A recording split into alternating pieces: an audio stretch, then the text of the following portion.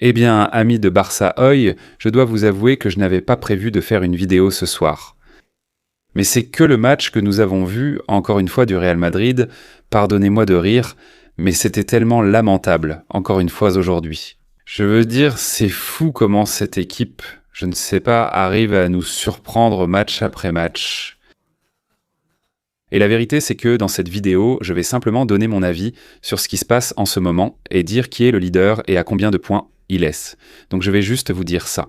Appuie sur le bouton like, abonne-toi si tu aimes ce genre de vidéos, d'opinions comme ça, rapides, pratiquement sans aucune édition.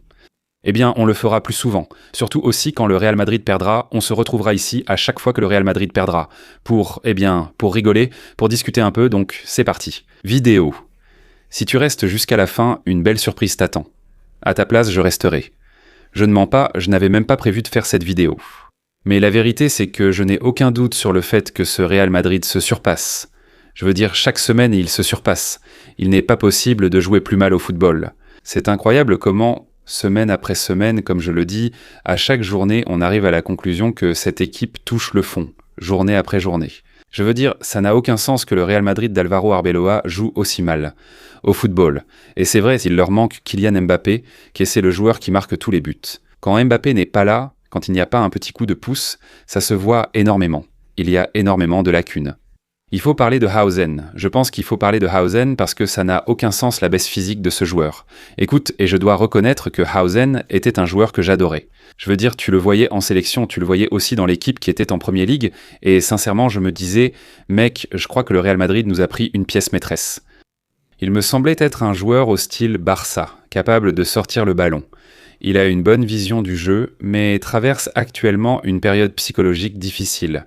Le gamin n'en réussit pas une, vraiment. Il n'en réussit pas une. En fait, il s'est fait siffler, c'est-à-dire que le Bernabéu a sifflé Hausen aujourd'hui. Tellement il a mal joué, je ne comprends absolument rien. Je pense qu'Arbeloa est là, parce qu'on lui a dit qu'il devait être là comme entraîneur pendant qu'on cherche quelqu'un d'autre. Non, je n'ai aucun doute que cet entraîneur n'est pas capable de diriger le Real Madrid. J'espère qu'il reste très longtemps, parce que nous, les culés, on est ravis. Nous sommes ravis, nous profitons énormément de ce passage d'Alvaro Arbeloa, qui dès le premier match, il a dit « Au revoir à la Coupe du Roi ». Un Real Madrid qui a aussi dû jouer cette phase de groupe de la Ligue des Champions, qui, grâce à Dieu, est passé de justesse. Mais en Liga, ce qui se passe en Liga, ça n'a aucun sens. C'est-à-dire, le Real en ce moment est à 4 points. Je pense que c'est ça, ce sont peu de points. Vraiment, si on y réfléchit, ce sont peu de points. D'ailleurs, regardons le classement, si vous voulez bien. Regardons le classement, le Barça est à 4 points, mais Madrid ne sait même pas comment il en est arrivé là. Autrement dit, une ligue qui, sans l'aide des arbitres et les pénaltys, je ne sais pas combien ils en ont eu. Déjà avec Kylian Mbappé, cette ligue devrait être à plus de 10 points d'écart. Je crois que je ne mens à personne, je crois que je ne me mens absolument pas. C'était une ligue où ils devraient avoir 10 à 12 points d'avance sur le Real Madrid, mais ils n'en ont que 4. Ce n'est pas énorme, cela équivaut à 2 matchs. On doit jouer un classico qui pourrait même être perdu à l'heure actuelle.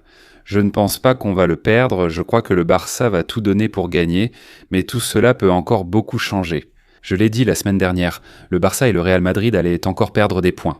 Donc ne crions pas victoire, loin de là, mais il est vrai qu'en ce moment, à 4 points, le Real Madrid. Et merci d'accord, et merci parce que le jeu est honteux. Une fois de plus, encore une journée, on doit beaucoup rire. Pardon, excuse-moi de le dire, mais le Real Madrid a encore été d'un ridicule énorme, c'est-à-dire le ridicule, le énième ridicule comme on dit. Pas contre un Getafe, qu'on voit là aussi dans le classement, comme une 10e équipe qui est là. Cette victoire, on peut pratiquement dire qu'elle l'a sortie, disons presque du danger de la relégation. C'est-à-dire une équipe qui ne joue absolument à rien, mais il faut tout de même le dire, elle a défendu le résultat bec et ongle. Très bien pour Getafe, très bien pour Bordalas, ce n'est pas que cette équipe me plaise particulièrement, loin de là à cause de sa façon de jouer au football. Mais aujourd'hui, il lui a aussi, pourquoi ne pas le dire, rendu un peu l'appareil. Au Real Madrid, qui ni à droite, ni à gauche, ni au centre, n'a su quoi faire, c'est-à-dire le Real Madrid. Il a été dépassé par le Getafe de Bordalas et il a vu comment, avec ce but, qui était vraiment un superbe but. Au fait, le match lui a échappé et il a fini complètement hors de lui. Et parlons un peu de Rudiger aussi, non ? C'est-à-dire, ça me fait rire, mais en réalité, ce n'est pas drôle, vraiment. Ce que fait Rudiger, les amis, je crois que ça commence déjà à me casser un peu les couilles, pour parler franchement. Encore une fois, impunité totale et absolue. Pour un joueur comme Antonio Rudiger, qui aujourd'hui a donné un coup de genou au visage de ce joueur de Getafe. Incroyable. C'est-à-dire, Diego Rico a fini un peu sonné, parce que Rudiger, eh bien, il a sorti un coup de genou de nulle part. Ce joueur aurait dû être expulsé aujourd'hui. Je ris maintenant, mais l'impunité de ce joueur, ça n'a aucun sens. C'est-à-dire, à quel moment en est-on venu à dire « bon, ce n'était pas un carton rouge et il ne s'est rien passé » À quel moment en est-on venu à dire que c'est quelque chose de normal ? Eh mon ami, ce n'est pas normal, ça arrive encore et encore, encore et encore. Et ce type, ils ne l'ont toujours pas expulsé, parce que je ne sais pas si c'est parce qu'ils étaient au Bernabéu. Une pression. J'ai vu 2 ou 3 actions dans le match où je me suis dit qu'ailleurs, elles auraient été sifflées. Autre chose, c'est sûr, l'arbitre a eu peur à un moment donné, attention, il a expulsé, plus ou pas, ça m'a semblé très correct. Parce que je te dis une chose, quelque chose de très grave, je n'ai pas lu le rapport, je dois le dire, mais c'est quelque chose de très grave. Il a dû en dire plus. Autant ou pas, quand l'arbitre l'a expulsé. Je suis resté sans voix et j'ai pensé qu'il avait été plus courageux. Mais dans des actions comme celle de Rudiger, mec, ça arrive dans tous les matchs, je n'exagère rien. Dans un match, tu peux sortir au moins 3 ou 4 actions où Rudiger fait ce qu'il ne doit pas faire, c'est-à-dire agresser. Et ça, c'est une agression, ce que vous voyez ici, ça, exactement ici, c'est une agression. C'est une agression. Que ça te plaise ou non, que tu sois du Barça ou du Real Madrid ou de n'importe quelle autre équipe. Je te le dis, j'ignore ce qui se passe au comité et avec les arbitres qui laissent carte blanche à ce joueur. S'il vous plaît, un peu plus d'attention parce qu'aujourd'hui c'était Diego Rico, un autre jour ce sera quelqu'un d'autre, et une autre journée, eh bien, ce sera encore un autre. Et le fait est que, peu importe à qui il le fait, ça m'est égal. La question c'est que ce monsieur doit être expulsé, il faut avoir du courage. Oui, l'expulsion de Mata Tuono a été courageuse. Mais je ne sais pas pourquoi, parce qu'au final, je te dis une chose, l'arbitre peut passer à côté, d'accord ? L'arbitre était en train de regarder. Regarde, on le voit ici derrière, on voit l'arbitre là derrière. Je comprends, il y a aussi un autre joueur du Real Madrid devant. Je crois que c'est Arda Güler.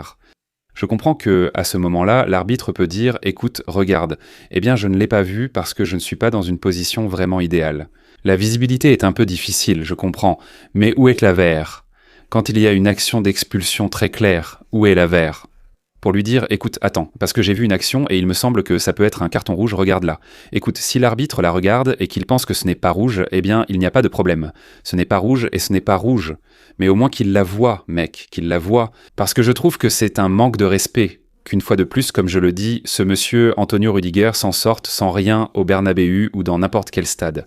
La question, c'est qu'il faut être un peu plus respectueux, surtout envers l'adversaire. Parce que Getafe a énormément travaillé et que le Real Madrid n'a absolument rien fait et a mérité la défaite.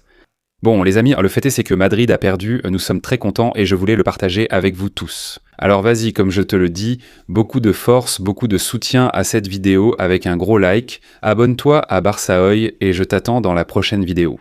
Au fait, je te laisse ici maintenant un petit cadeau pour être resté jusqu'à la fin de la vidéo. Si tu as battu Getafe, il ne te reste plus grand-chose à faire. Continue comme ça, mon ami Arbeloa. Ne pars pas, reste. Parce que ça ne peut pas marcher autrement, sans un petit coup de main, ni penalty, ni Mbappé. Je pense être devin, je connais déjà les unes des journaux. Tout le monde est avec Cholo.